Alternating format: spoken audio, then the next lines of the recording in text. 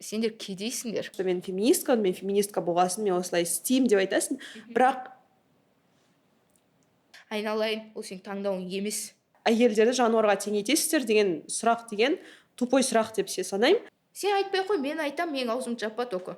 Мне кажется, что нас заканцелят все. Сәлем достар, бұл тең тіршілік подкасты. Біз бүгін осы эпизодта Қазақстандағы феминистік қозғалыстар туралы айтатын боламыз. Қайрат Нұртас, Роза Әшірбаева, Айгерім Құсайынқызы туралы мен өз ойымды айтатын боламын. Батыр Жамалдың посттары туралы мен айтамын деймін ба. Сосын феминизм мен вегандықтың қандай байланысы бар, және де сол байланыстың маңыздылығы туралы айтамыз. Әйел мен жануар тең ба деген сұраққа жауап береміз. Тең.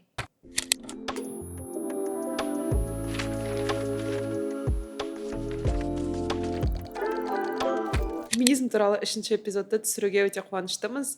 Менің ойымша біздер көптен күткен эпизод. Себебі айтатын заттарымыз көп, уже жаңа сөйлеп бастадық. Мен даже осы эпизод үшін кітаптар әкелдім. Оқып бастаймын деп негізі. Менің ойша айтқаным қызық болды. Мен бір ай бұрын саған айттым, кажется, бәріне де айттым. Мен осы подкастты жазудың алдында осы кітапты басынан соңына дейін оқып шығамын дедім. Guess what? Мен деген видениенің мына жерін оқып шықтым. Бірақ керек затын түсіндім. Вроде түсінікті болды. Так что даже сол префейс дейді, буквально там 5-6 страницаны оқуға үлгердім. Бірақ соның өзінде өте қызық идеялар болды. Сонда талқылаймыз жайырақ. Не кітап айтып кетпедің ба? Carol Adams, The Sexual Politics of Meat. Қазақшаға аударғанда еттің сексуальная политикасы, еттің секс туралы политикасы, феминизм мен веганство туралы critical theory дейді. То есть феминизм мен веганство екі зат, олар бір-біріне қатты қарым-қатынастары бар туралы айтады, және олардың бәрі бірге жүру керек туралы айтатын кітап. Маған өте қатты ұнап жатыр. Оқып бітірген жоқпын әлі, бірақ күшті идеялар бар. Ақтұрғын оны оқып шыққан екен. Сосын оны да ары қарай талқылаймыз. Мүмкін осыдан бастай бере де аламыз. Иә, осы тақырыптан бастай берейік, феминизм мен вегандық туралы. Мен бұл кітапты оқығам, сосын даже пост жасадым, кажется. Қазір мына кітаптағы идеялар айтылған маңызды поинттар мен өзімдік сияқты болып кеткен уже. Қазір просто не отслеживаю, мне кажется, мынау дейтін жаңағы Carol Adams жазған нәрсе ғой деген сияқты. Мен бір өзімнің ойлап тапқан нәрсе сияқты айтып жүре берем ше. Соның ішінде, например, мен үшін феминизм мен вегандықтың байланысы прям анық нәрсе да. И соны адамдар когда түсінбей жатқан кезде мен вообще шок боламын да, қазір сондай жағдайға жеткен ғой. Өзім 1-2 жыл бұрын оқып алғанымен хабарым жоқ, например. Например, мысалы әйел мен жануарды жаңа тең қою ше. Мен басымда ол қатты сіңіп кетті да. Мен мысалы біреудің қазір ет жеп отқанын көрсем, өзімді мені жеп отқан сияқты қылып представлять етемін да даже. Как будто менің денемді жеп отқан сияқты. И әйелге жасалатын зорлық-зомбылық пен жануарға жасалатын зорлық-зомбылықтың арасында ешқандай вообще айырмашылық көрмеймін. Себебі ол бірдей. Репродуктивті насилие, сол зорлық-зомбылық, сосын сексуалдандыру әйелді.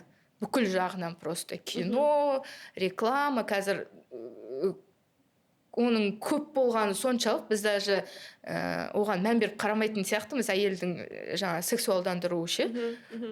И жануарды да сөйтіп сексуалдандырады да, объектке айналдырады да, содан кейін бізге бір жоқ сияқты қылып көрсетеді.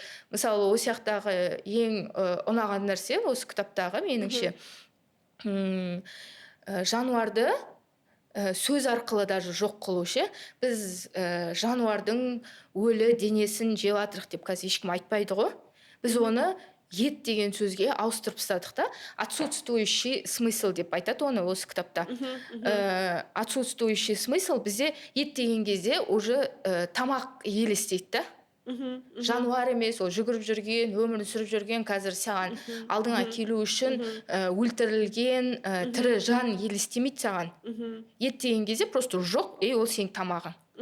Осы жерде вообще андай кәдімгі мықты жұмыс жасаған да десем бе. Сөздермен алмастыру. Мен ең бірінші бастап істегенім осы вегандық туралы айта бастаған кезде ет деген сөзді қолданбау вообще. Мен өлі денелер деп айтамын мысалы ше. Бәріне ол андай бір радикал іс-әрекет сияқты болып көрінеді да, бәрі шок болады да. Мысалы тауықтың жаңағы жұмыртқасы емес, жұмыртқа дегенде біз жұмыртқа елестейді ғой, күнде жеп жүрген нәрсең деген сияқты. Ол дейтін тауықтың месячные десең мысалы ше. Барлығын солай өзінің атымен атай бастау. Ол мені қатты жаңа отрезвлять еткен сияқты, қандай әлемде өмір сүріп жатқанымды кәдімгі осы сөздер арқылы да көрсетті да. Мен барлық мысалы веганство туралы айтатын болсам, ең главный point айтатын ет деген сөзді ауыстырыңдар. Ет деген сөзді өзінің бастапқы мағынасына әкеліңдер. Сен қазір өлі денені жеп отырсың. Болды. Осы ой қатты көмектескен сияқты мен үшін. Саған не ұнады десем. Мен тек қосып кеткім келеді, жаңағыдай сөздер туралы біздер деген бұрын сөйлеп отырған кезде де айттық қой кезінде, что сөздердің негізі мағынасы және әсері өте үлкен. Мысалы біздер деген жаңа көшенің иттері емес қаңғыбас иттер деп айту, үйі жоқ адам емес бомж деп айту, я болмаса жаңағыдай ет емес өлген сиырдың еті емес говядина деп айту, там конина.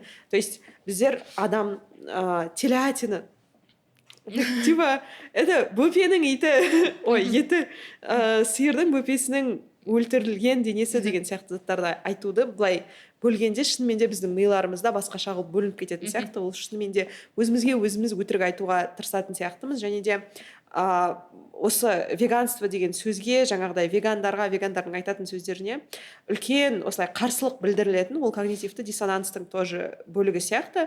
Адамдар деген өздерінің дұрыс емес, ол социальный психологиядан шығатын зат, адамдар өздерінің дұрыс емес зат жасап отырғандарына олар ешқандай адам, біздің психикамыз сондай, өздері мен жаман зат жасап отырмын, мен жамандық жасап отырмын деп айтып, соны арғарай жасауға шыдай алмайды. Ешқандай адам, жалпы былай адамдар деген жақсы болуға тырысады. Адамдардың психикасы жақсы болуға, дұрыс шешім қабылдауға тырысады. Бәрі жақсылық жасауға тырысады. Солар өмірлерін жасап отырғанда, шешім қабылдап жатырғанда, күнделікті бірдеңе істеп отырған кезде, олар мен жақсы зат жасап отырмын деп ойлағылары келеді. Сол себептен олар деген мен бардым да тірі жанды өлтірдім, соның өлген денесін жеп отырмын деп айту өте қиын, оның психикаға өте ауыр қабылдауға. Сол үшін ол затты ол деген басқа сөздермен аймастырады, және де вегандар оларға сондай сөзді айтып отырған кезде оған міндетті түрде ол сондай өзінің жамандық жасап жатырмын деген ойға қарсы келеді. Сол себептен ол адамдар ондай сөзді оңай қабылдай алмайды. Сол себептен вегандар жаманатты болып жүр. Вегандар жаман, вегандар қияли, вегандар вообще бастары істемейді, вегандар слишком радикальные, вегандар қуып кеткен адамдар, сондай сөздердің бәрі соның кесірінен келеді деп ойлаймын. Сол себептен біздер осындай басқа сөздерді бір жағынан пропаганда, ол фарминг индустрияның, бір жағынан жай ғана адамның сондай несі өзін жамандық істеп жатырмын деп ойлағысы келмейді. Және де осындай адамдарға менің наверное, қосқым келетіні, айтқым келетіні, ол деген сіздерді жаман адам деп айтқымыз келмейді. Например, веган болған кезде, активист болған кезде, мен буквально кеше бір күн бұрын, біз кітаптан басқа жаққа кетіп қалдық, бірақ мен айтып тастайын. Бір күн бұрын групп чатқа менің достарым былай жазып жатыр. Менің жақын достарым, коллега достарым. То есть қатты прям жақын сөйлеспейтін. Себебі менің жақын достарым бәрі біледі мен не ойлайтынымды. Бірақ солар кеттік барып ат айдайық дейді. Конные прогулки, сондайға барып келейік деген идея келді. Сосын бәрі әртүрлі нелерін жазып жатыр да, мен бара аламын, мен бара алмаймын деген сияқты талқылап бастап жатыр. Сосын сол кезде мен отырдым да, мен сендерді жақсы көремін. Мен шынымен де ешкімге конкретно ешқай адамды мен ойламаймын. Тап осы адам конный прогулкаға барайық деп айтқан үшін жексұрын ешқашан мен сенімен сөйлеспеймін деген менің ойым жоқ. Менің білетін затым, ол адамдар өздерін жаман зат жасап жатырмын деп ойламайды. Олар ол туралы білмейді, ойлап көрмеген. Сол себептен мен алдымда жаздым, кешіріңдер, бірақ аттың арқасы ауырады. Ешқандай ат өзін өмірінде көрмеген, танымайтын адамды арқасына мінгізіп алып, барып бүйтіп жүргісі келіп тұрған жоқ. Ол жердегі аттарды сендер білмейсіңдер, ол жердегі бизнес оларды сабап жатыр ма, ұрып жатыр ма, қандай жағдайда ұстап жатыр. Даже сабамай, ұрмай ұстаған кездің өзінде де ешқандай ат тек адам ақша табу үшін жұмыс жасауы ол дұрыс емес деп мен соның бәрін айттым. Олардың бәрі соны қабылдады. Сосын мен айттым, мен оны айтпаймын, сіздер жаман екенсіңдер деп. Мен сол үшін айтып отырған жоқпын. Мен сендердің ешқашан оны ойлап көрмегендеріңді білем. Просто осыны да ойлап көріңдерші, пожалуйста. Осыны да ойлап, осыдан кейін шешім қабылдап көріңіздерші. Ешқашан соны білмеген шығарсыздар деген сияқты қылып айттым. Содан кейін бәрі ол идеяны, ол уже өмірімде екінші рет па, үшінші рет па болып отырған нәрсе. Қай жұмысқа барсам да коллегалар өмір бойы, білмеймін, алматылық компаниялардың қандай бір соры бар, сол атқа мініп шабу керек коллективпен бірге деген. Бірақ барлық жерде де, короче, кайфтың бәрін бұзып, мен ылғи солай сөйлеймін. Атқа мінбейсіңдер деді. Сосын маған бәрібір ол менің, сосын кейбір адамдар айтады да, ол менің жеке таңдауым, Фатиха сен атқа мінбе, бәріміз атқа мінейік деген. Бұл жеке таңдау емес. Конкретно осы таңдаудың ішінде ат бар. Соны да ойлап көруің керек деген сияқты. Сұрайық бар десеші. Иә. Ақша төленіп жатыр ма вообще жылқыға? Төленбейді ол. Соны айтамын.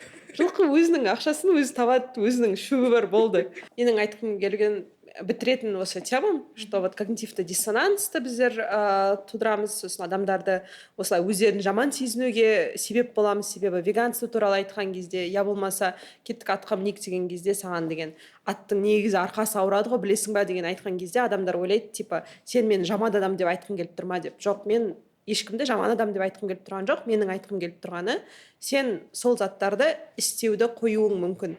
Бәрімізде не веган болдық. Мен өзім үшін айтсам, мен кезінде не веган болдым, мен бешбармақты өте қатты жақсы көретін болдым, сондай. Көп заттар туралы, ет жеу туралы, например, қазақ болудың жартысы деп тоже сөйлейтін адамдардың бірі мен болдым. Ол енді ол мені шынымды айтсам, прямо вот басынан бастап, ішінен бастап мені де басқа адамдарды да жаман адам қылмайды. Ол просто саған жаңа информация береді, жаңа жаңалық береді, және де сол сен жаңа жаңалықты, жаңа пікірмен кездескен кезде сен өзіңді өзгертуіңе осындай мүмкіндік береді. Біздер өмір бойы жаңа затты көрген кезде, жаңа пікірмен кездескен кезде біздер просто өзгеруімізге осындай шанс беріледі деп ойлаймын. Мына кітап туралы менің мнением, жаңағыдай қалай отсутствующий смысл. Мына картина маған қатты ұнады. Себебі мен мына картинаны көргенде, сосын оқып бастағанда біздер айтамыз, что әйелдер мен жануарларды отсутствующий смысл қылып көрсету, әйелдің денесін осылай объективация ету, объект ретінде көру, әйелдің там ішін бөлек көрсетесің сен рекламада, я болмаса басқа дене мүшелерін көрсеткен кезде, рекламада неде көрсеткен кезде, ол сен оны объект қылып, сексуалды объект қылып көрсетесің. Бірақ тап сондай жануар туралы бар, жаңа Ақтұрғын айтып отырғаны. Соны мен көргенім, мынаны көргенде мен фарш есіме түсіп кеттім. Фарш деген Қазақстандағы, Алматыда бар, Астанада бар бургерні. Фаршқа кірген кезде сенің көретінің тап осындай, осылай бөлінген, жазумен, бірақ сиырдың денесі. Білмеймін, фаршта негізі вегетариандық бургер бар, дочь мясника деген. Шынымды айтамын, білмеймін, короче, мен оны еще жеп жүрдім.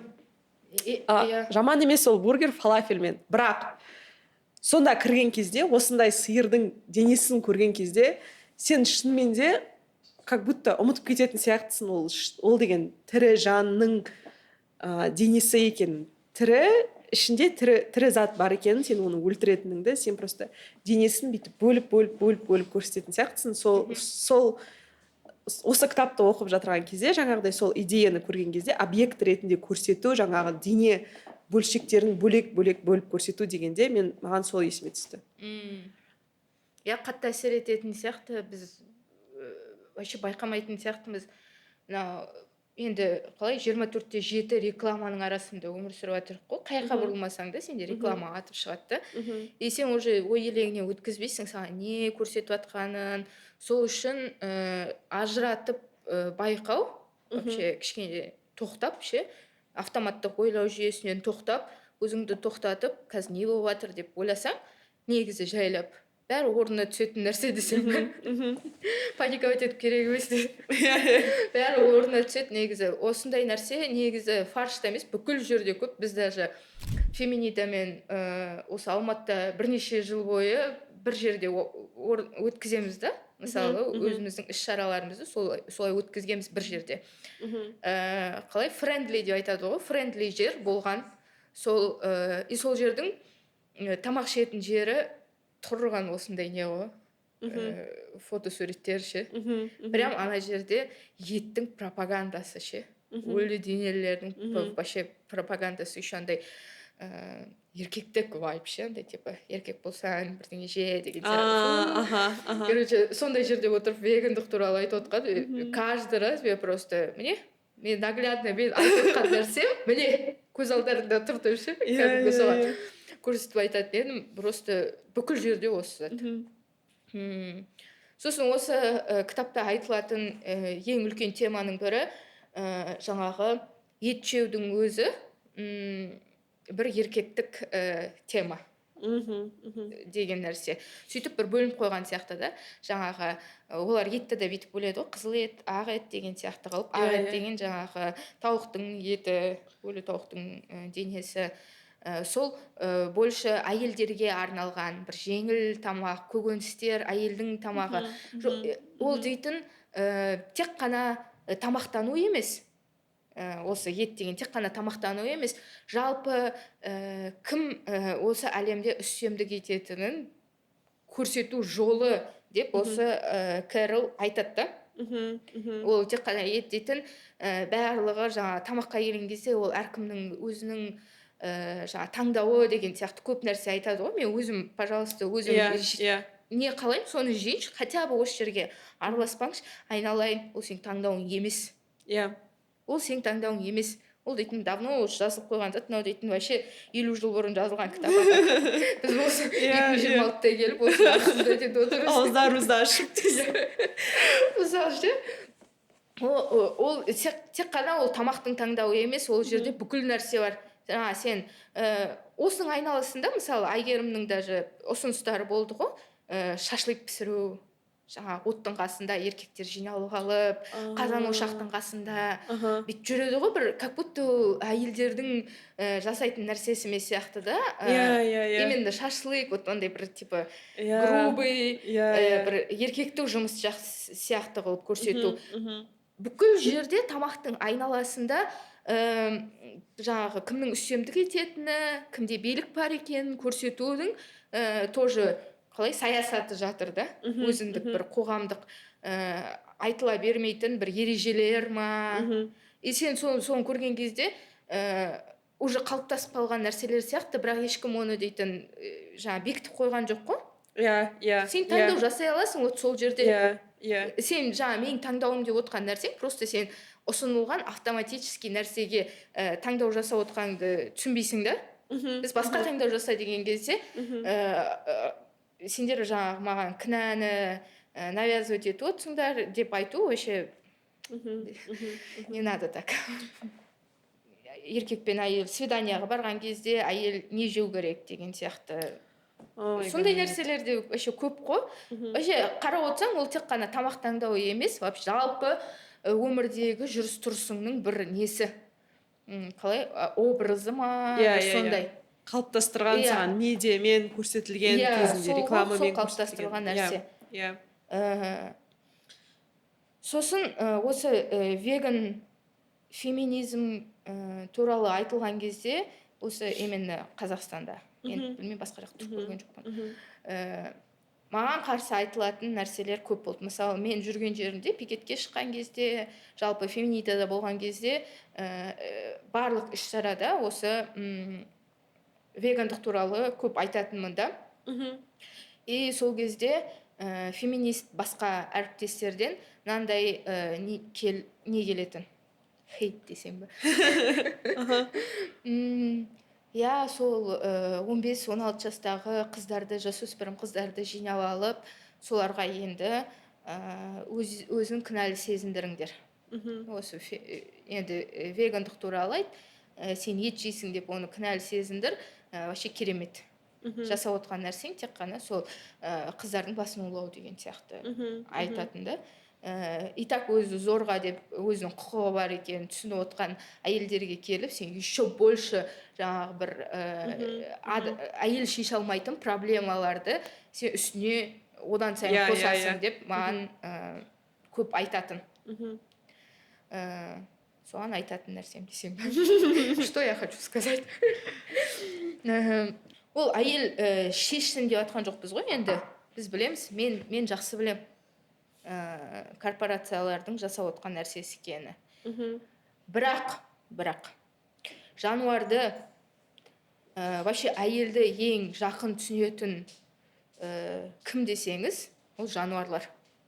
Вообще мына иерархияда жануар ең төменде тұр.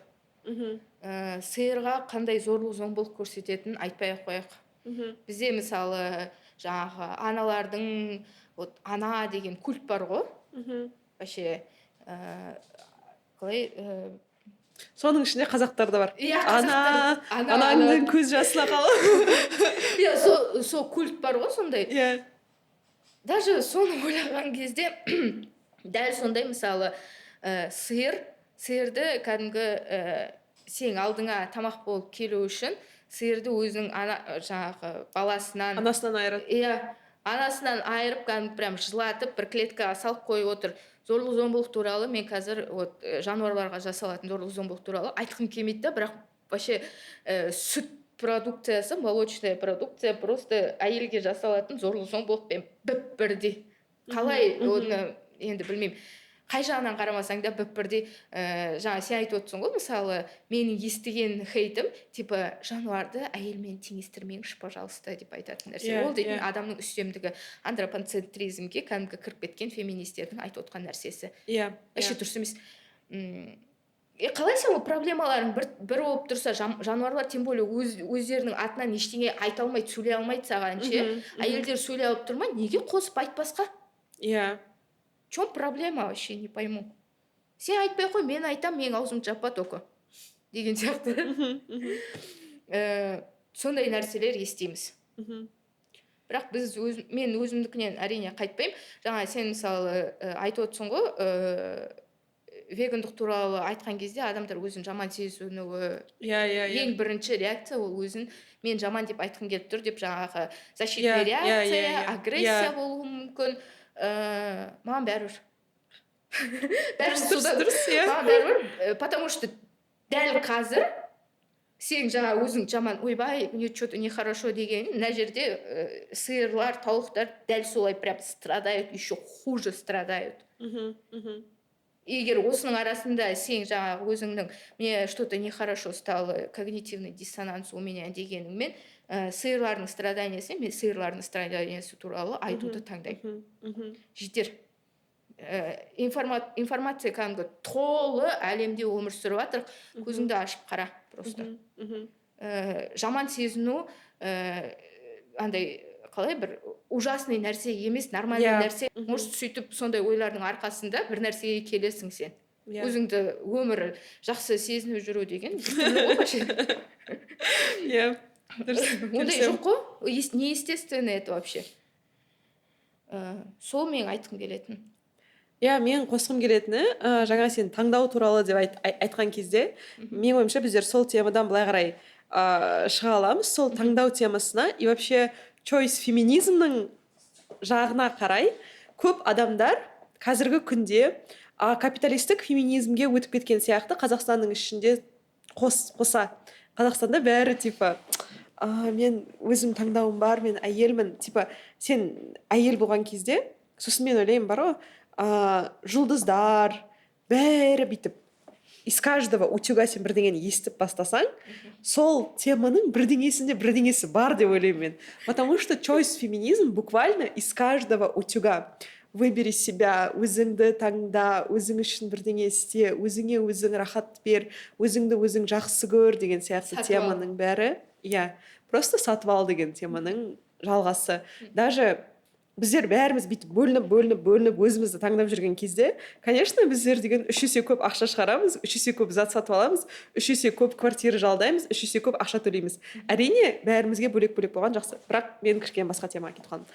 Өзіңді таңда деген тема, choice феминизм темасы, ол да капиталистке өте қатты қолайлы тема деп ойлаймын. Өзімізді таңдап, өзімізді спаға апарып, өзімізді тағы бірдеңеге ақшаны шығарып, өзіміз үшін мороженое сатып алып, который тоже сиырдың сүтінен жасалған, который вообще адамдар жемеу керек деген сияқты. Сол темада айтқан кезде адамдар айтады, вот маған осындай вегандар ұнайды, которые өздерінікін өздері істейді, бірақ мен не істеп жатырмын, маған вообще олар тиіспейді дейтін. Сондай вегандар маған ұнайды, который менің өзім таңдауым, олардың өздерінің таңдауы, жеке таңдауымыз, біздер бір-бірімізге типа уважаем дейді да, біздер құрметтейміз бір-біріміздің таңдауларымызды. Бірақ I'm sorry, ол жеке таңдау емес.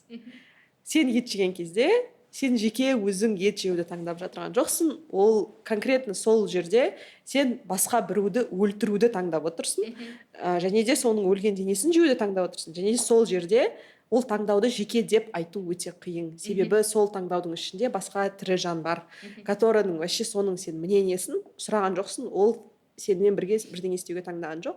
Және де сол жеке таңдау choice феминизм деген одан ары қарай бара береді. Жаңағыдай біздер себебі ол тек қана тамақ туралы емес, тек қана тамақ ішкенде біздер жеке таңдау жасамаймыз.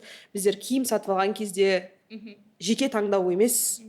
Зарадан бірдеңе сатып алған кезде біздер ұйғырлардың жұмысы туралы, рабский условия туралы, қанша Қытайда адамдар сол продукцияның кесірінен зардап шегеді, сол заттар туралы ойлануымыз керек. Және де сол футболканы сатып алу туралы таңдау, ол да тап сондай жеке таңдау деп айту қиын. Себебі ана жақта мүмкін Қытайда кішкентай бала зардап шегіп отырған шығар. Сондай темалар.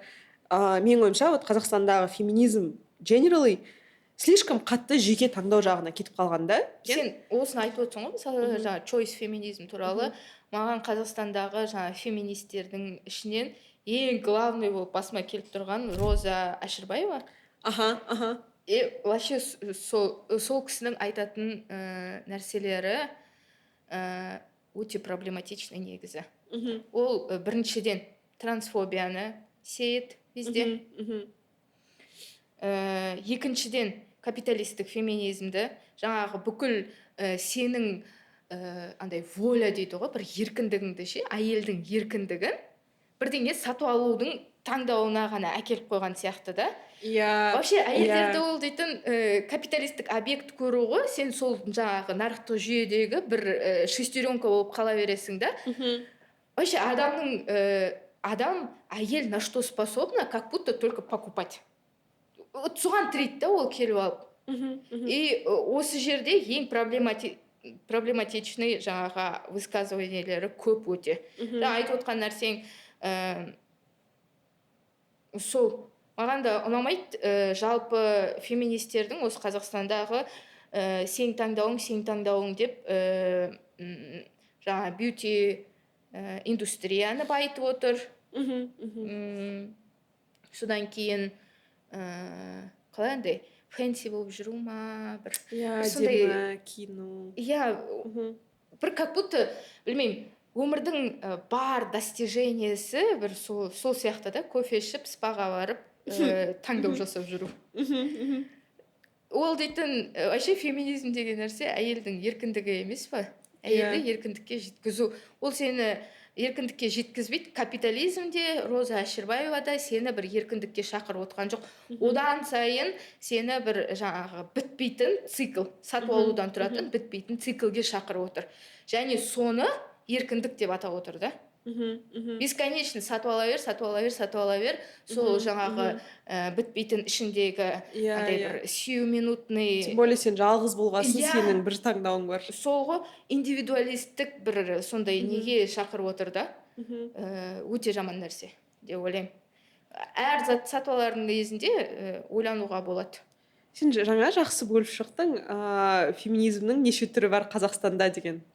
Сол жаққа қарай барайықшы. Біріншісі сол жаңағы choice феминизм, екіншісі girl boss феминизм, тоже Роша Әшірбаеваның пропагандасы. Girl boss деген, ол сен деген жұмыс жасауың керек, choice деген сен сатып алуың керек, жұмыс жаса сатып ал, жұмыс жаса сатып ал. Сода айтып, капиталистік системаның құлы бол деп тұр ғой саған. Еркегіңнің құлы емес, енді капиталистік системаның құлы бол. Корпорацияларға жұмыс жаса, көп ақша тап, сатып ал. Күшті болып кейін вообще ештеңе ойлануға уақытың қалмасын. Даттауы жұмыс жаса деп тұр ғой. Сосын ең главный проблемасы жаңа choice феминизм мен girl boss феминизмнің жаңағы әйелдің еркіндігі емес та, бір осы иерархиялық жаңағы жүйедегі ең главный қазір еркектер емес па? Енді давайте соның орнына әйелді қояйық деген бір ой сияқты да. Корпорацияны басқаратын мықты андай күшті еркек емес, енді әйел болсын. Қазір көп кинолар шығып кетті ғой, еще жаман поп культура влияет, мне кажется. Деловой әйелдердің жаңа пропагандасы, вайптары, күшті музыкамен, там фонк па бірдеңе қойып қояды, сөйтіп пропагандировать. Буквально кеше қарадым. Дьявол носит Прада, олар еще үйден жұмыс жасамайды. Офисқа жүгіріп барады, таң атпай ма өлең. Кімде осындай күш бар? Соны айтуым вообще менде жоқ. Айта бер. Келдім да подкастқа десем бе? Соз екі феминизмді айттық да. Үшіншісі типа деколониальный феминизм, бірақ ол деколониальный феминизм емес. Ол сені отарсыздандырып жатқан жоқ. Осы деколониальный феминизм туралы айтатын феминисткалардың главный тейкі андай сияқты да, типа қазы жеу, шапан кию и Қайрат Нұртасты тыңдау. Деколониальный феминизм деген осы сияқты да. I'm sorry, но конкретно Қайрат Нұртаста пайдасы жоқ ешқандай мнение, бірақ мен сол мнениемді айтып шығайыншы.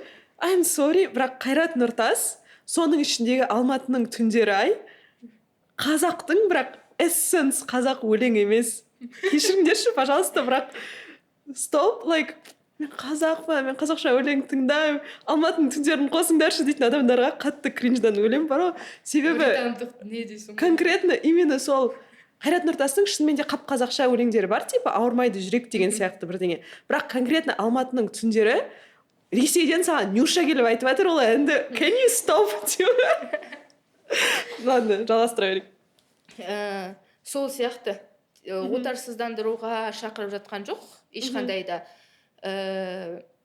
Тек қана сол бір қалай андай бұрын западтық символдарды өзінің басын үстіне киіп алатын еді, қазір енді сол западтық символдарды пустой, вообще бос, ештеңесі жоқ, соны тек қана қазақтық символдарға ауыстырып қойған сияқты. И соны феминизм деп атап жүрді, деколониальный феминизм деп. Өте үстіртін феминизм деп ойлаймын. Не бір қазақша сөйлеуге желаниесі жоқ, мысалы ше, қазақша үйреніп феминизм туралы қазақша айтуға бір талпыныс көрмеймін өзім. Екіншіден қазақтықты ет жеуге, сосын ою бар киім киюге тірек қою. Не ол вообще? Келсем. Қазақтар прям мен бар ғой, кешіріңдер, бірақ кәдімгі өзімнің просто күнде көретін нәрсем, каждый раз просто ет жасаған сайын суретке түсіріп, мен қазақпын деген өлеңді қойып қою. Просто ужасно. Қазақтық тек қана сол ет жеуден тұратын сияқты, ол дұрыс емес. Ол еще қандай проблемаға келуі мүмкін. Мысалы, мен веганмын да. Еще жаңа ой өрнегі бар, киім кимеймін, например. Қайрат Нұртас Қазақсың ба вообще? Сол сен қазақ емес дегенге әкелдіру да. Қазақ деген сөз жаңағы вообще этимологиясына келетін болса, еркін деген сөз ғой. Ол дейтін қан арқылы не істелетін, қалай? Этнос емес, ол дейтін бірнеше тайпалар жиналған нәрсе ғой, өмір салты бойынша жиналған. Біз көшпендіміз, бізде жаңағы дала демократиясы, иерархия көп жоқ деген сияқты да. Шешімді әркім өз қабылдайды деген сияқты. Сосын табиғатқа, жануарларға деген бір жақсы көзқарас, бір балансты өмір сүру, мусор көп шығармау деген сияқты бір қайда ол нәрселер. бір біріне көмектесу, көршілік, бірге болу, комьюнити болып өмір сүру, сол нәрселердің бәрін ысырып тастап, ою и ет болды. Сосын үш феминизмді айттым, иә. Сол деколониальный феминизм деп айтуға да келмейді даже. Кешіріңдер. Шынымен де сондай тема бар. Мне кажется, что қазақ вегандарға ерекше қиындықтарымыз бар. Сол жерде біздер өздерімізді веган болған кезде, қазақтардың көбі үшін веган болған кезде біртүрлі қазақшылықтарынан айырылып бара жатырған сияқты болып сезіну, және де енді мен қазақ емеспін ба деген сұрақ, или дұрыс емес қазақпын ба деген сұрақ, сол үшін уайымдау деген, мен қазақтар үшін, жас қазақтар үшін, веган болғысы келетін адамдар үшін үлкен сондай қиын сұрақ сияқты. Сол үшін сен сол еттен бас тартқан кезде сен уже басқа заттарға мән беріп бастауың керек. Қазақшылық деген не деген басқа үлкен күрделірек сұрақ қойып бастайтын сияқтысың. Және де сол жақта сол сұраққа жауап беруге тырысу жағында менің ойымша ол жаман зат емес, ол жақсы зат. Сен деген қазақшылық деген тап ондай оп-оңай, қазақ болу тап ондай оп-оңай. Вообще қазақ деген не деп сұрап бастайсың, және де этнос бізге керек па, нация бізге, ұлт тап сондай қатты керек па деп ойлап бастайсың. Сондай заттардың бәрі, сондай күрделірек сұрақтар пайда болады. Бірақ менің ойымша, мен келсем, ол керек сұрақтар сияқты. Мен жауап бере аламын десем бе, қазақ деген кім десе. Қазақ деген еркін адам. Полностью еркін адам. Мынандай кезінде мемлекет болмаған. Өздеріне өздері басшы, өздері жаңағы таңдау жасай алатын. Как раз таки таңдау дегенде мен жаңағы мынаны сатып алайын ба деген таңдау емес. Басқа таңдау туралы айтып отырмын. Сосын табиғатқа деген жанашырлық, жануарға деген жанашырлық қазақта бар нәрсе. Сосын авторитаризмға көнбеу. Осы қазақылық. Оны Гүлзат айтып кеткен десең бе. Феминитадағы соны не істеп отырмын. Осы нәрсеге қайта оралатын болсақ, осы жақсырақ сияқты. Еще қалаларда өмір сүру қазақылық болмаған негізі. Қалада жүріп, телефон ұстап, ою киіп алғаның, это жаңағы просто қалай бір сәндік па, декоративность просто. Нағыз ешқандай мағынасы да жоқ, мәні да жоқ, пәтуасы да жоқ нәрсе. Сондай. Оны басқаша этноромантикалық феминизм деп айтсақ болады, кстати, деколониальный емес. Себебі деколониальный деген ол дейтін жалпы өзіңнің қайда орнығып тұрғаныңды өзіңе қайтару да. Өзің ішіңе қайтару. Ол дейтін вообще кең нәрсе. Ол саған шынымен еркіндік алып келетін нәрсе ше. Деколониальный феминизм, вообще деколониаль туралы ойланатын болсам, кімге қазір менің шешімім кімнен қазір зависит, например. Мемлекеттен ба, басқа социумнан ба, например. Сол сұрақтарды өзіңе қойып бастайсың. Сосын сенен басқа осы өмір сүріп атқан қалай өңіңді сенен басқа ешкім шешпейтінін сезесің да. Вот сол кезде деколониальный феминизм туралы айтуға болады. Ал қазіргі істеп жүрген нәрсе ол жай далбаса. Сосын төртінші феминизм Қазақстандағы бар. Ол мемлекеттік феминизм деп айтсақ болады. Ол кәдімгі соңғы жылдар белең алған нәрсе деп ойлаймын. Себебі нағыз феминистерге, өзін феминистпін деп атап жүрген кісілерге мына қаланың орнын, қала кеңістігін бермеу, орнына 8 наурызға я 7 наурызға жаңағы басқа әйелдерге орын беру. ол мемлекеттен жаңағы қалай таңдап алынған титушкалар деп айтады ғой, жаңағы украиндық сөз.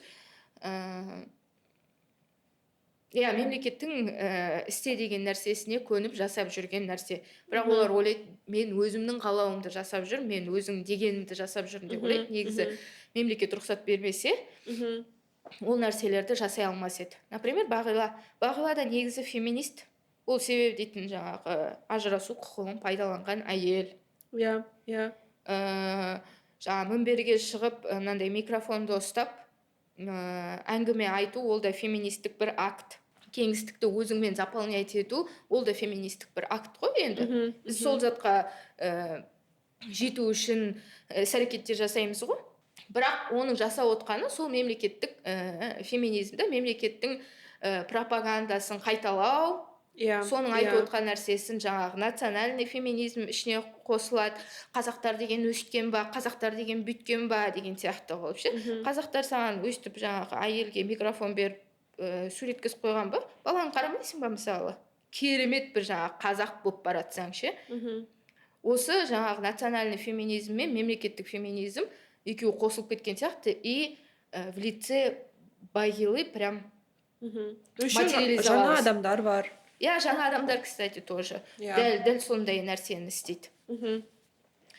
Көп оған мән берілмейтін сияқты, бірақ оларға көп ақша бөлінеді, сенің ақшаң бөлінеді. И енді білмеймін, білгендерін істеп жүр ғой, әйтеуір сол ақшаға. Оның главный жаңағы показателі просто көп ақша бөлінетіні соларға. И қазақтықпен байланыстырылған әңгіме айтылады. Традиционный жаңағы дәстүрлі деген нәрселер айтылады да. Содан кейін, егерде мысалы осы дәстүрлі феминизм туралы айтатын болсақ ше, жаңағы национальный мемлекеттік феминизмге айтатын болсақ, күшті бір кейс бар. Әйгерім Құсайынқызы, өсек кетті десең. Әйгерім Құсайынқызы. Ол кісі жаңағы от болып жанып неде пайда болды. Сразу вспышка ретінде пайда болды да, осы 21-ші жылдары.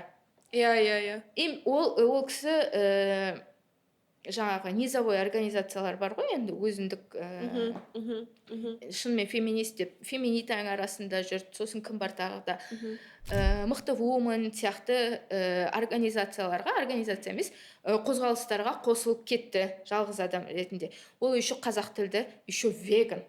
Сөйтіп мінберлерге шығып феминизм туралы өте андай қалай грамотно сөйлейді ғой енді. Сондай тілмен феминизм туралы жеткізе бастады. Сөйтіп көтерілді, біраз жүрді, 8 наурыздың ұйымдастыру комитетіне кірді. Сөйтіп жүрді де, и бір уақытта конституцияны қолдаймын деп шықты. Опа! Сосын енді ол кісіге қарап отырсаң, ол прям андай қандай жолды көрсетеді. Ол прям мемлекеттік, енді ол кісімен араласып жалпы бүйтіп көрсеткен адамы ғой, жалпы білініп тұр, мемлекеттік қызметте жұмыс жасағысы келетіні көрініп тұр да. Просто ол кісі андай жаңа низовой инициативаларды халықты өзіне қарату үшін, феминистерді өзіне қарату үшін, өзіне бір андай оқырмандар жинап алу үшін меніңше қолданған сияқты просто. Мүмкін қолданған шығар, мүмкін просто бір шынайы өзінің қалауымен сөйтіп бастаған шығар, бірақ сол жаққа қарай жайлап мемлекетке кіріп кетті. Деңгейі көтерілген сайын сөйтіп кеткенде шығар мүмкін. Сөйтіп енді қазір бір мемлекеттік қызметте жұмыс жасап жүрген сияқты. Точно білмеймін қандай екен, бірақ ол депутаттарға, әкімдерге, местный управлениемен айналысатын кісілерге жалпы гендер туралы түсіндіреді. Жалпы былай қарасаң, жақсы жұмыс сияқты да. Енді ол бізді мемлекет басқарып отқан адамдарды гендер туралы білу керек қой. Жалпы жақсы зат сияқты да, бірақ бір жағынан жаңағы сол просто еркектердің жолын әйелдің өтіп шығуы не әкеледі? Дәл сондай ойлау қабілетімен, ойлау жүйесімен әйел болсын, еркек болсын, егер ол бірдей ойлайтын болса, ешқандай айырмашылығы жоқ. Ол просто әйел болған үшін, әйел депутат болып отқаны үшін мен мысалы қолдамаймын. иә. Еще ол кісі веган да. Бір 2 күн бұрын фиш бармақ іздеп жүрген жаңағы айтыммен сол мен вообще түсінген жоқпын сол рилсты рилс шығарып көргенде. отқаны. Мен басында ойладым, ладно, менің лентамда фиш бармақ туралы рилс шығып жатыр, жақсы. Өйстіп феминистерге ол дейтін өзінің оқырмандар қазақ тілді оқыған жас адамдар да. Сондай аудиторияға осындай просто нәрсені айту, көрсету, енді ол кісі бүйтіп жаңағы прямой айтпаса да, бірақ бір мемлекетті жақсы қылып көрсетудің жұмысымен айналысып жатқан сияқты қазір. Конституция қолдағаны бар, енді не айтасың, білмеймін. Осы жаңа айтып кеткен 4 феминизмнің ең кәдімгі бетке ұстар андай несі деп ойлаймын, героинясы бар ғой. Ол кісіні көп қыздар меніңше андай рол модель деп санайтын сияқты. Себебі қазақ тілді веган, бірақ ол кісі вегандық туралы бүйтіп көп ашылып айта бермейтін сияқты. Мен веган едім, мынау етті алып тастайсыңдар ма деген сияқты қылып ондай айтпайды. Жаңағы менің таңдауым, ол сенің таңдауың деп жүрген вегандардың бірі сияқты. Енді фиш бармақтан кейін Иә. Сол осындай 4 феминизм бар деп ойлаймын. Сосын 5-шісі радикальный трансфобтық феминизм деп ойлаймын. Ресейден келген. Иә. Ресейден келген. Иә, себебі дейтін радикальный феминизм тек қана тёрф феминизм ғана болмайды, оның неше түрлісі бар. Бірақ бізде именно радикальный феминизм десе, ол только сол жаңағы трансфобтық феминизм да. Еще оны жаңағы Роза Әшірбаева сияқты 1 миллион аудиториясы бар блогерлер еще подкрепляют. Вообще қайқа баратсыңдар. И мен вообще бүгін ойлаған нәрсем, батыстан келген ең үлкен жаман нәрсе ол еркек пен әйелдің жесткий бөлінісі. Бұрын ондай нәрсе болған жоқ, далада сен кім екенің вообще никому не важно болды. Соғысқа да әйелдер барды, жаңағы көшу процесі дейтін физически өте ауыр нәрсе ғой. Бір киіз үйді қайта құрып, қайта жинау, ол затқа еркектер де әйелдер де араласты. Ондай разделение болған жоқ. Западтың ең үлкен жасаған вообще қастандығы осындай елдерге ше колонизация кезінде как раз таки осындай жесткий бөлініс алып келді. Еркек деген мынау, әйел деген мынау. Оған дейін осындай бөлініс болмаған деп ойлаймын. Сендер жаңағы батыстан келген жаңағы феминистер деп бұрын көп айтатын еді ғой. Қазір феминизм деген нәрсе осы бәле болды, батыстан келген пропаганда деп. Жоқ, ең нағыз пропаганда ол жаңа еркектің орны мен әйелдің орнының қатты бөлінуі. Бұрын ондай қатты бөлініс болмаған. Ол осы главный проблема деп ойлаймын. Әрине бір жағынан көп жұмыс жасалып жатыр. Мен көп затымен келсем. Әртүр, вот осы 4 па 5 па направление. 5-еуін айттың ба? Соның бәрі шынымен не сияқты, шын сияқты. Мен ойымша шынымен де ең көбінесе таралып кеткен. Это либеральный girl boss choice феминизм. Жаңағыдай мен таңдауым керек, мен сатып алуым керек, мен істеуім керек деген сол направление бар. Және де сол адамдармен сөйлесу өте қиын, себебі әйелдердің құқығын алып кетпе деп айтатын сөздер. Әйел кішкене бірдеңені дұрыс емес десе, сендер оны критиковать етіп бастайсыңдар, сендер вообще әйелдерге өмір бермейсіңдер, күнәлайсыңдар жаңағыдай. Әйелді күнәлау, себебі феминистер көп айтады жаңағыдай. Вегандық туралы айтсаң, сен әйелді күнәлап жатсың, и так әйелде там барлық проблема үшін әйелдерді күнәлайды, бірақ біздер еще үстіне қосып тағы еще веган бол деп, оның үстінен тағы қосамыз, сол да біртүрлі проблема сияқты болып көрінеді. Бірақ білмеймін, мен ойымша критика және де осындай шындықты айтқан ешқашан қатты жаман зат емес.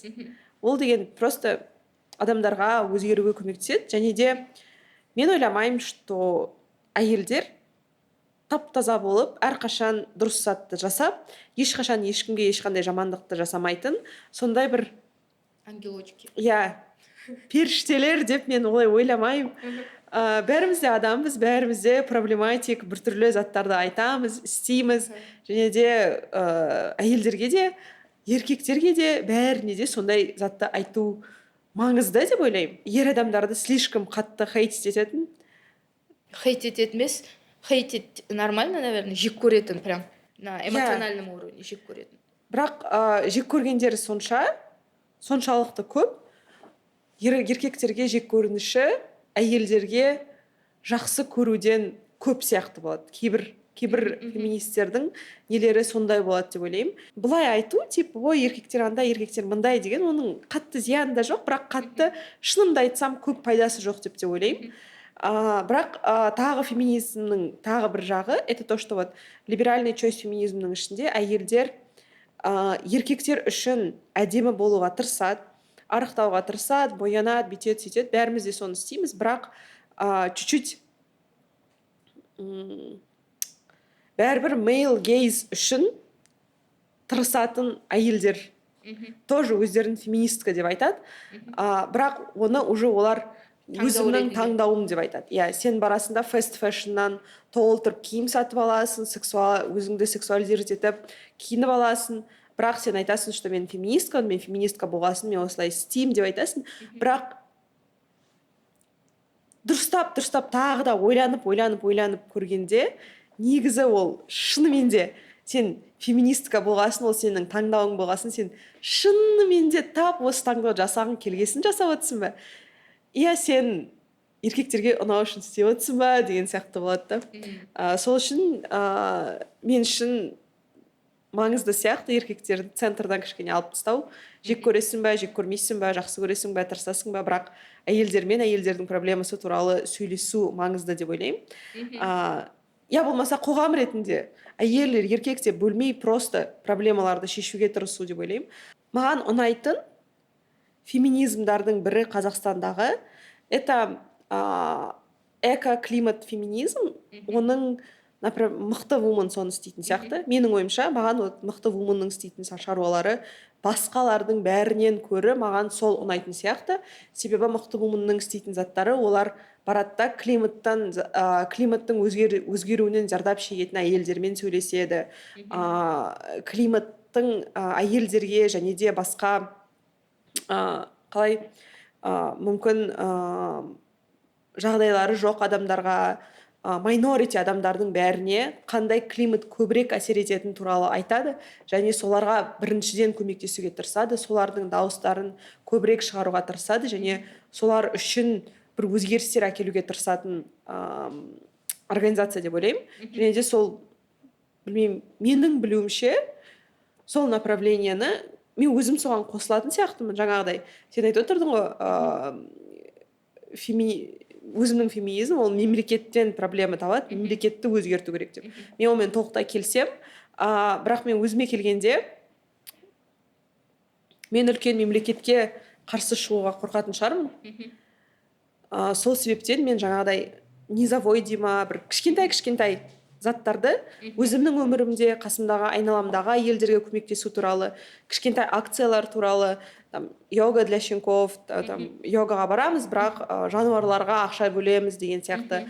Болмаса басқа адамдармен қосылып подкаст жасау, болмаса басқа біреулермен көмектесіп, қосылып біреулерге көмектесу, ақша жинау. Сондай сияқты бір кішкентай заттарды именно өзімен бірдеңе жасау, және де қасымдағы адамдармен қосылып бірігіп бірдеңе жасау мен үшін сол шешім сияқты көрінеді. Себебі ол мен үшін соның ішінде біздердің қазақтардың коллективист екенімізді көрсететін зат сияқты. Себебі мүмкін сен тап сондай отбасыңмен былай бірге болмауың мүмкін шығар. Адамның отбасылары әртүрлі болады. Бірақ қасыңда сенің достарың бар, таныстарың бар, көршілерің бар, өзіңе ұнайтын адамдар бар. Солармен бірігіп бірдеңе жасау мен үшін феминизм, веган феминизм мен үшін сондай. Жаңа қазақтардың коллектив болып, жаңағы сообщество дейді ғой. Не деп айтады оны? Ұжым болып өмір сүру да. Негізі, мен сол нәрсеге келім келеді ғой. Жаңағы мына жерде просто мемлекетке деген сияқты қылып айтқым келмейді. Бүйтейікші, бір иерархиялық қатты жүйелерге, осы патриархалдық қоғамға иә мен қарсымын. Соның ішінде қалай мемлекет болып құрылады ғой енді, сол құрылым маған ұнай бермейді. Прям основаниясынан бастап ұнамайды да. Мен өзімді енді прям жаңағы феминистпін деп атай алмайтын шығар, бірақ соған жақын примерно. Себебі сен айтып отқан жаңағы практикаларың, ұжым болып өмір сүру, ұжым болып бір нәрсе жасау, көмектесу деген нәрселер өте жақсы практика сияқты. Мен как раз соған ойланып андай келгім келеді да, қалай оны тек қана мысалы өзіміздің арамызда емес, оны практика ретінде көпшілікке тарату деп ойлаймын да. Себебі мысалы мемлекеттік құрылымда бесполезный нәрсе бар. Полиция и түрмелер. Бірақ біз соған көп қаражат бөлеміз. Жаңағы ойлайды, мемлекеттік құрылым болмаса адамдар ойбай хаос болып кетеді, быт-шыт шығып кетеді, ешқандай жұмыс жүрмей қалады деген сияқты да. Бірақ бізде уже кейстер бар. Например, потоп кезінде адамдар бір-бірін өздері құтқарып шықты. Мемлекеттің көмегінсіз ақ. Содан кейін екінші жаңағы Оралдағы жануарлардың жаңағы атамыз деп шыққан жоқ па? Соған қарсы тұру үшін полиция керек болған жоқ, адамдар өздері күзетіп жүрді ғой, мысалы, ешкім атып кетпесін деп. Адамдар бір-бірімен жаңағы байланыс құрып, бір ортақ проблеманы шеше алуы и так бар нәрсе, біз оны и так жасап жатырық. Мен просто соны бүйтіп андай қалай көрінетін деңгейге көтергім келеді да. Айтылмаған нәрсе жоқ нәрсе деп айтады ғой. Айтылмаса бір как-то ол нәрсе болып атпаған сияқты да. Біз и так уже мемлекеттік құрылымда жүрген сияқтымыз да. Негізі жоқ, біз и так адамдар болып бірге бір нәрсені и так уже істеп жатырмыз. Мен сол қазір айтқан кезде жаңағы қалай ол мемлекет болмаса барлығы жаңағы быт-шыт шығып кетеді. Жоқ, быт-шыты шықпайды. Адамдар солай істеп жүрген нәрсесін істейді. Мысалы, ешкім сені заставлять етіп отқан жоқ қой жануарларға көмектес деп, бірақ адамдар соны істейді. Сосын ақша төлемесе де, например, жұмыс жасайтын адамдар бар, әйелдер. Мысалы, олар и так бүкіл жан-жағындағы тазалықты, үйдегі тазалықты ұйымдастыру үшін, кеңістікті мысалы ұйымдастыру үшін сол нәрсені қазір бесплатно істеп жүр. Адамдар ойлайды, жоқ, ақша төлемесе и жесткий жаңа разделениялар болмаса, барлығы хаос болып кетеді. Жоқ, и так та жасалып жатыр ол нәрселер. Соны ашық айту керек. Мен жаңағы өзімді сондай бір жесткий иерархияларға қарсы феминист ретінде айтқан кезде осы нәрсені қалай имею в виду. Екеуміз бір жақтамыз да. Сосын мен қосылғым келетін нәрсе, жаңа түрмелер туралы айтып кеттім, түрмелерге қарсымын деген сияқты. Сосын феминистер вообще еңбек құқығы туралы айтып жүрген көтерілісшілермен бірігуі керек сияқты. Бүкіл жақта Қазақстанда еңбек құқығы туралы ер адамдар әсіресе көп айтады ғой, еңбек құқығымыз жоқ, біздің ақша төленбей жатыр, зарплаталар жоқ, жұмыс жоқ деген еркектер тек қана Маңғыстауда или жаңағы Қазақстанның батыс жағында ғана емес, бүкіл жерде бар. Жаңа Балқаш жақта, АЭС-ке қатысты. Қарағандыда, қай жерде қандай біз жер қойнауынан не шығарып жатырмыз Қазақстан. Бүкіл Қазақстанда бар. И ол тақырып всегда көтеріледі. Феминистер, қазақстандық феминистер, егер интерсекционал феминизм туралы айтатын болсақ, нағыз біз сол еңбек құқығын көтеріп жүрген ер адамдармен бірігуіміз керек. Себебі әйелдерде де сондай проблема бар. Сен жаңағы көрінбейтін жұмысың төленбейді. Мысалы, бала қарау үшін жаңағы ақшаң 63 мың теңге. Не ол? Еще 1,5 жыл төленеді еще. Одан басқа жаңағы екінші сменаң бар емес па, жұмыс жасап келесің. Қазір капиталистік система жаңа еркекті де әйелді де жұмыс жасатқызып қойды ғой. Еще сен екінші сменаң бар. Оған еңбек ақы төленбейді. Ол еңбек ретінде даже саналмайды да. Хотя осы туралы көп айтылу керек, а не просто жаңағы таңдау ананы сатып ал мынаны сатып ал емес. Иә, Не істеп иә, жатсың сен, иә. соны қарасайшы, вообще төленбейді ол нәрсе. Сондықтан біз еңбек құқығы туралы көтеріліп жүрген еркектермен бірігуіміз керек, феминистер. Мен главный поинтым осы десем. Иә, мен сол үшін айтып кетейінші соның қасына. Себебі біздер батысқа барғанда как раз мықты бумен бірге лекция беруге бардық. Климат туралы, климаттан вообще қалай адамдар батыста сол как раз зардап шегіп жатырғаны туралы, қандай проблемалар бар деп адамдардан сұрап бастадық. Сонда барғанда менің вообще туыстарым көп теңгезде Қазмұнайгазда сондайда жұмыс жасайтын, жұмыс жасау жағдайлары қиын екенін жалпы білем. Бірақ сол кезде бір әйелмен сөйлестік. Ол әйел теңгезде где-то 1 жыл ма 2 жыл ма сондайда істеп келген. Көп адамдар теңгезде шынымен де зарплатасы жақсы, жағдайы деген басқа компанияларға қарағанда кішкене жақсырақ. Көп адамдар сонда барады, 2, 3, 5 жыл жасайды, сосын кетіп қалады. Енді жағдайлары әртүрлі да адамдардың. Сол әйелдің айтуынша ол деген кетіп қалды. Бірақ оның көруі бойынша теңгезде жұмыс жасаған адамдар 3 водительдің тап сол айдап келе жатырып, сол жерде қайтыс болғанын көрдім дейді. Себебі ол жұмыс деген өте қиын. Таңғы 4-те сен тұрасың, таңғы 4-те адамдарды бастап жинайсың. Жол деген жаңағы производствоға дейін, общежитиедан производствоға дейін бәрін жинап барып отырғызғанға дейін ол жол деген неше 1 сағат па 2 сағат па сондай уақыт алады. Теңгез Атырау жақ деген өте ыссы, сосын арид, влажность өте төмен, 50 градусқа дейін барады, сондай ыстықта. Бірақ адамдардың бәрі обязательно андай комбинезон кию керек, защитный комбинезон, темірден жасалған аяқ киім, маска, ненің бәрін киіп отыру керек. И сол жерде олар автобустың ішінде елестетіп қара, неше сағат автобустың өзінің ыстығы бар, жағдайдың өзінің қиындығы бар. Сосын теңгезде жасайтын болғасын. Мысалы, менің әкем өзі сварщик, ол деген отпен жұмыс жасайды. Сосын газ флэринг деген болады. Газда мұнайды тапқан кезде мұнаймен бірге попутный газ шығады. Және көп елдерде мен өзім соны тапқан кезде өзім аузымды ашып қалдым. Олар просто ол газды өртеп тастайды. То есть мұнайды шығарған кезде былай попутный газ дейді, газ шығып жатырады, осындай вышканы қойып қояды, и ана вышканың төбесі от болып жанып тұрады. Круглые сутки, жылдап анау жанып тұрады, қанша CO2 шығып жатыр ауаға, қанша газ шығып жатыр, қанша газ өртеніп жатыр, қанша ыстық келіп жатыр. Ол деген сөйтіп сол технологияның жартысы ол тек қана Қазақстанда емес, ол Канадада бар, Америкада бар, барлық елдерде сондай технологиямен жасайды. И сол жерде 50 градус ыстықта сенің ана вышканың төбесінде от жанып жатыр, и сен сол жерде сварка жасап отырасың.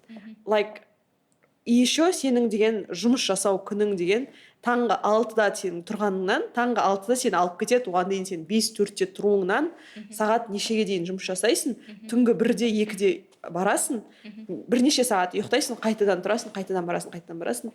Менің басқа әпкем болды, апам сол жақта жұмыс жасаған, ол айтады, біздер деген андай кухняда жұмыс жасайды. Ол әйелдердің жұмысы көбінесе кухняда жұмыс жасағанда қазандармен жұмыс жасайды. Үлкен қазандар, соларды қолмен жуады. Ана жерде химия бар, средство бар, ана жерде пар шығып жатыр. Күн и так 50 градус ысты. Сен кухняда тамақтың қасында пармен жұмыс жасап отырасың. Ол айтады, мен 1 жыл жұмыс жасадым, шыдай алмай кетіп қалдым дейді. 1 жылдың ішінде 40 килограмм тастап, арықтап кеттім дейді. Сосын қолдан қол қалмайды, себебі сен деген средствомен таңертеңнен кешке дейін бірдеңені жуып тұрасың. Ол жерде деген пар, ол жерде ыстық, иістің бәрі сіңеді. Сосын деген адамның денесіне өте зиян, ондай пардың ішінде постоянно жүру, себебі ол деген енді денеге әсер етеді ғой. Сосын еще не көп? Маса. Теңгездің масалары ерекше, теңгездің масалары адамды өлтіргенше шығады. Сондай масамен, сондай жағдайда жұмыс жасайтын әйелдер таңертеңнен кешке дейін 1 сменаның ішінде, 1 жылдың ішінде 1 сменаның ішінде 1 айлық па, 15 күндік па сменаның ішінде солай арықтап кетті. И сол общежитияға сағат 12-де 1-де барады, жуынса жуынады, жуынбаса жуынбайды, ұйықтай салады, таңертең 6-да тұру керек. И солай бірнеше аптаның ішінде жұмыс жасау, менің ойымша, жұмыс құқығы туралы сөйлеген кезде біздер осындай әйелдерді қосуымыз керек. Біздер арасында феминист болған кезде біздер Алматыда жүріп, кішкене қуып кететін сияқтымыз да, былай. Слишком керек емес, пайдасы жоқ темаларды талқылап кететін сияқтымыз. Жақында Батыр Жамалда шыққан статья болды. В принципе, Батыр Жамал менің ойымша өте жақсы статьялар шығаратын сияқты, бірақ арасында біздердің слишком көп внимание беретін сияқтымыз, слишком көп керек темаға емес. Отжиманияны біздер былай істеуіміз керек емес, былай істеуіміз керек деген сияқты. Әйелдер қатты сол үшін отжиманияны дұрыс емес істеп үйретеді екен, ер адамдарға арналған тренировка екен деп айтады. Батыр Жамал болған сияқты. Иә, сол үлкен проблема екен деген сияқты статьялар.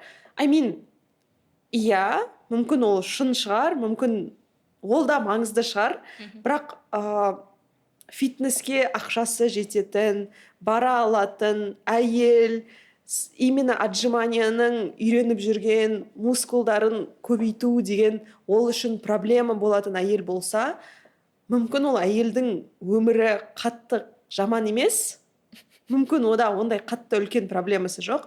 Мүмкін біздер барып сондай производстволарда жасайтын, мен айтпаймын, что Батыр Жамал ол темаларды көтермейді деп. Менің ойымша ол аналарды да көтереді, мыналарды да көтереді, бірақ мен сондай салыстырма жасаймын да. Арасында біздер феминистар ретінде біздер out of touch болып кететін сияқтымыз. И жоқ нәрсені кішкене проблема қылып жіберетін сияқтымыз, бірақ шынымен де андай көтерілмеген тақырыптар, маңызды тақырыптар өте көп. Мен өзім мысалы хром зауытында жұмыс жасадым ғой, хром шығаратын Ақтөбедегі.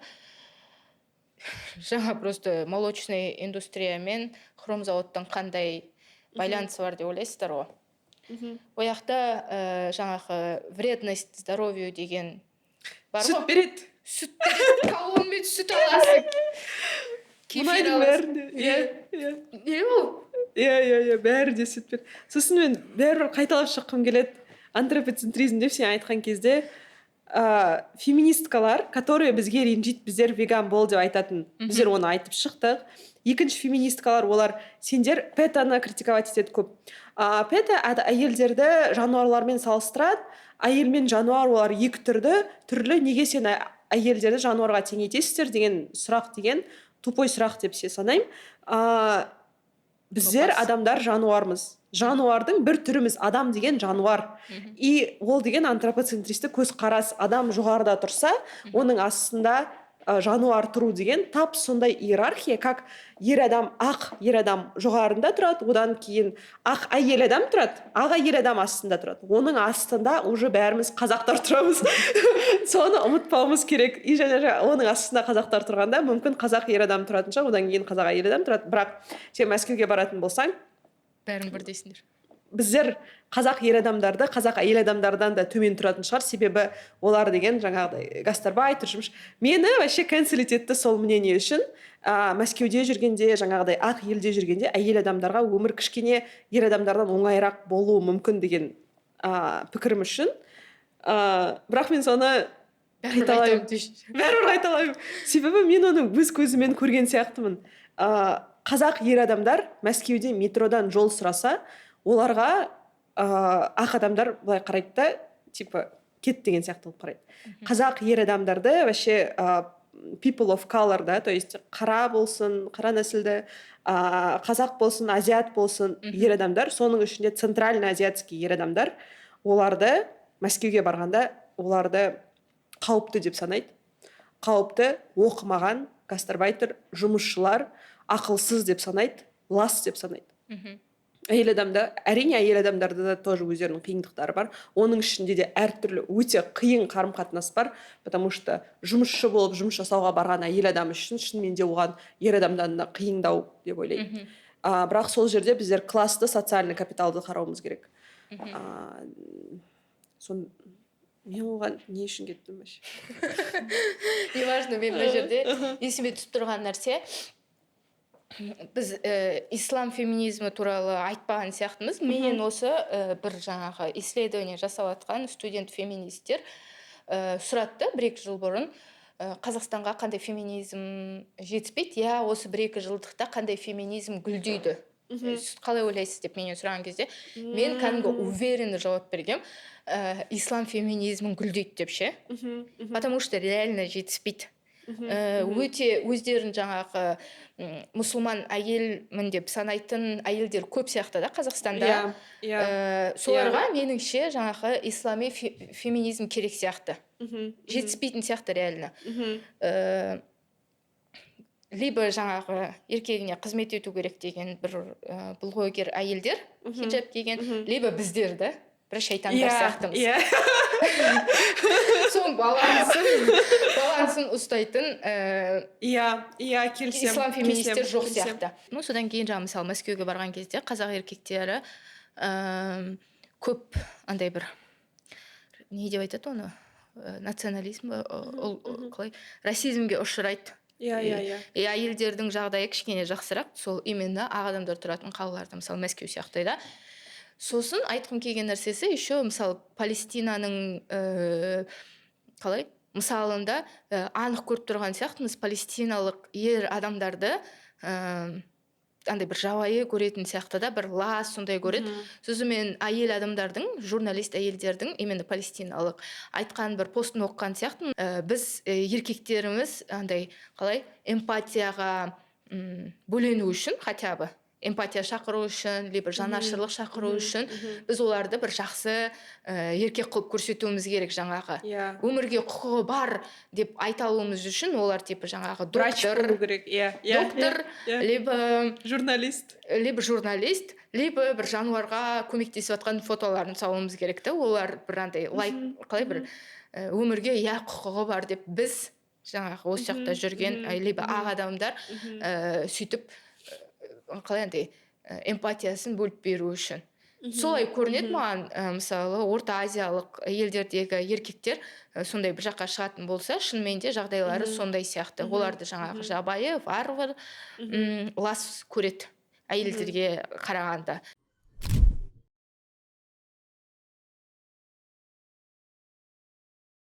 Оның барлығы жаңағы қалай ақ феминизмнің әсері деп ойлаймын. Ондайға мән бермеу.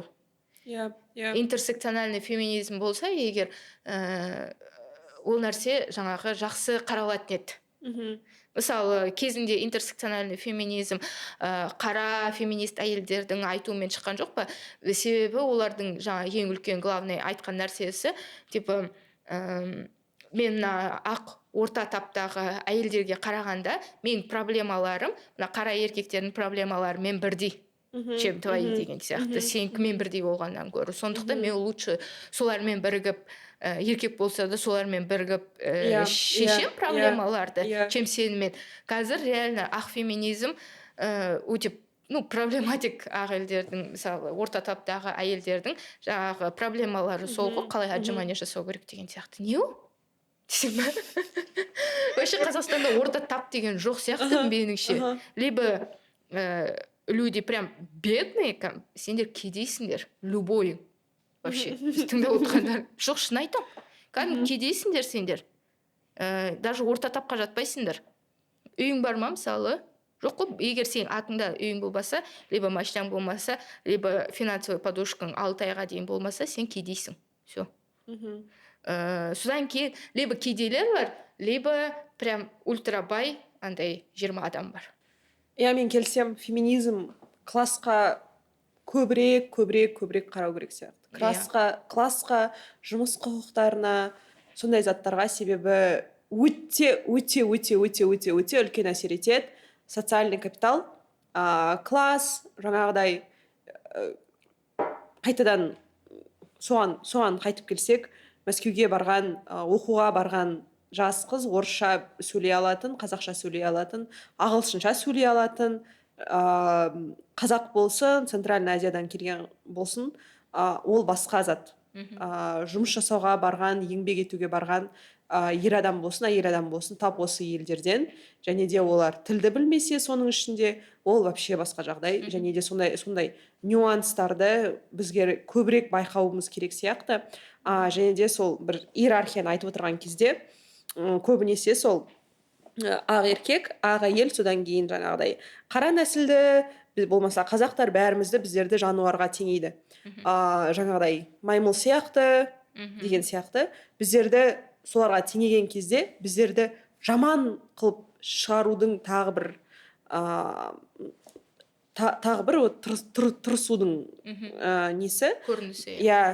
бірақ біздер соған ренжімеуіміз керек деген емес. Жаңағыдай пета болсын, петаның да жамандық істеген біртүрлі бір акциялар бар деген мен келсем, бірақ тап сол әйел адаммен және де жануар әйел адамды салыстыру, оның ешқандай жамандығы жоқ. Себебі адам ретінде біздер жануармыз, біздердің нервный системамыз тап сондай. Біздер тап сондай болып, тап жануар сияқты қорқамыз. Себебі біз жануармыз. Біздер де қорқамыз, біздер де фриз болып қаламыз. Мен өзім соны байқайтыным, ол мен итімнен байқаймын. Маған итіме де ұйқысы келеді, ұйықтағысы келеді, менің де ұйқым келеді. Итім көп ойнап қойса, көп адаммен қатты қуанып, эмоциясы көп болса, ол деген уайымдап ұйықтай алмай қалады. Біздер адам ретінде кешке мен де көп кітап оқып, көп жұмыс жасап, көп адаммен жүріп қалсам, менің де ұйқым келмей қалады. Сол сияқты біздердің нервный системаларымыз негізі ұқсастығы тап соншама көп. Жыландар туралы жақында менің бір құрбым нені берген құрбым бар, закладка, бірақ бұл деген бүйтіп қолдармен страницаны ұстап отырды. Соны берген құрбым жыландар туралы өте қызықты факт айтты. Ешқашан қатты мән бермесең, ешқашан ондайды білмейсің. Бірақ былтыр жаңа жыл болған кезде көп корпоративке жыландарды әкелген, және жыландарды бүйтіп жаңағыдай корпоративті бүйтіп пайдаланып, трюктар жасап, адамдарды фотоға түсіреді, сондайға пайдаланған. Және соның айтқан заты, жыландар деген қорқады дейді.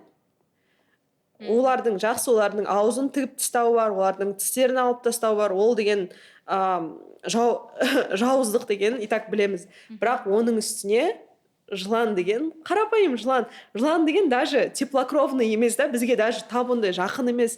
Бірақ жылан деген қорқады екен сол жерде тұрғанда. Imagine that, ол деген андай жап-жарық залға шыққаннан, олар үңгір-үңгірмен жүреді, олар ормандардың ішінде жүреді, шөптің астында тығылып жүреді екен, себебі олар жарыққа шығудан қорқады. Imagine that, сен оны корпоративке әкелесің, жап-жарық шулап отырған жерге әкелесің, олар деген қатты қорқып кетеді екен сол жерден. Стресс болады екен, оказывается. И сонда біздер деген адам ретінде біздер даже жыланмен де ұқсайды екенбіз. Жылан сияқты біздер де қорқады екенбіз деген сияқты.